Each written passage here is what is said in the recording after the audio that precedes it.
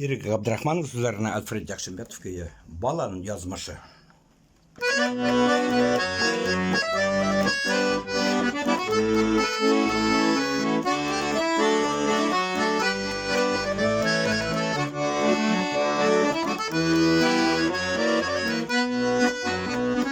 Kanga bilmiyorsun yürek berem bağlanı sağlaşı.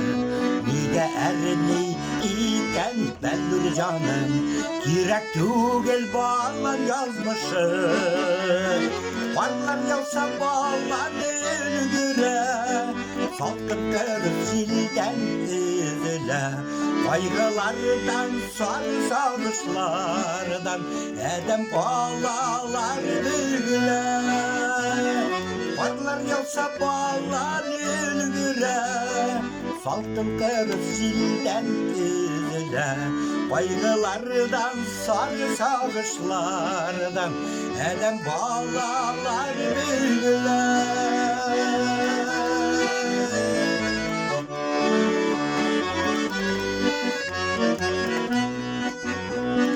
Apaklarda kızıl bağlanlar, yıllı tuğup kalganlar. Bağlan yazmışıday sınavları, mangaylar gasırlar salganlar. Varlar yalsa bağlan ülgüre, salkım terör zilden üzüle. Kaygılardan, sarılışlardan edem bağlar bülgüle.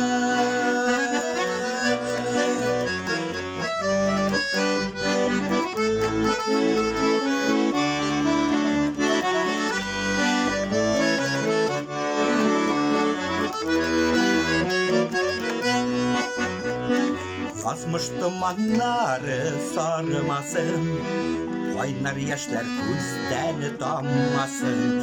Ömür keylerine üzülmesin, kaygılardan ağlam sallasın. Varlar yoksa bağlar ülgüre, salkım körüp zilden üzüle. Kaygılardan, sarılışlardan edem bağlar bülgüle.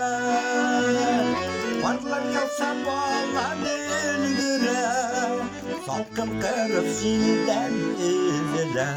Kaygılardan, sarılışlardan edem bağlar bülgüle. Kaygılardan, sarılışlardan edem bağlar bülgüle. Edem bağlar bülgüle.